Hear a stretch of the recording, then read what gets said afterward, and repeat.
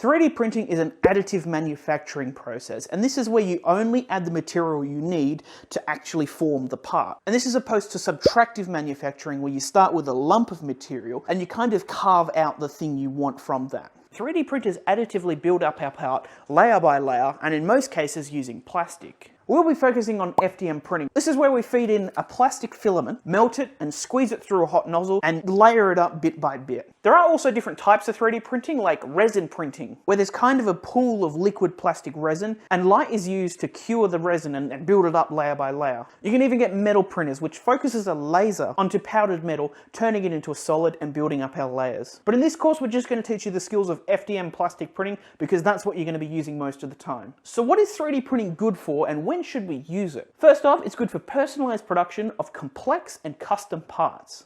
If you need something to just hold a bunch of tennis balls in a tube, you should probably just go to Bunnings and buy some PVC piping. It is not worth printing. But let's say you wanted something to mount a phone to a tripod and then a mirror behind it so you can see the screen from the front. Good luck buying this orange printed part from Bunnings. Printing is really good at making these sorts of unique parts that you can't readily buy off a shelf. It's also a relatively quick production process. A print can sometimes take a few hours, it might even sometimes take a day or two. But compared to getting that part custom fabricated in a shop, it'll be way quicker and way cheaper. Even if you opted to make the part yourself, printing is a passive process in that you press print and you come back when it's ready. And on top of that, faster printers are getting cheaper and more accessible each year. They're also relatively accurate, with most printers easily being able to get within 0.5 millimeter tolerances on your printed part dimensions. If you put all this together, it becomes a perfect tool for rapid prototyping.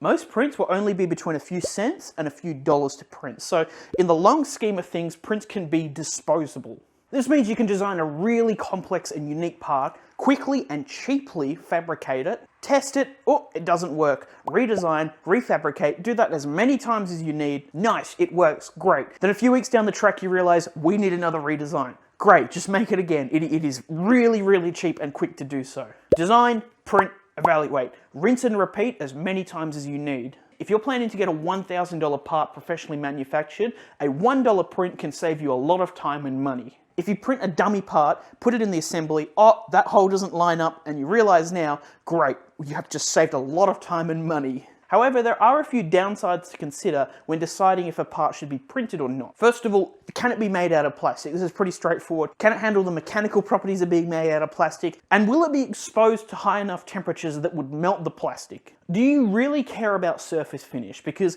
3D prints are not very beautiful and they're not very smooth. But in the 95% of cases where you're just mounting this part to this part with a print, it's not going to be an issue.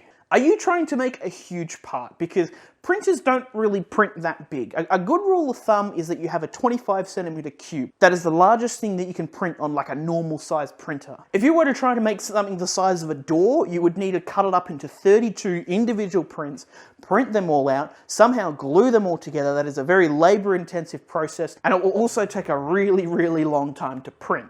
But if all these things are not an issue, go ahead and print it. Fantastic. Because as we'll find out in the next few videos, the other appeal of 3D printing is how easy of a process it is. If you can design a CAD model, you do not need any manufacturing skills. You just press print and it gives you the final part.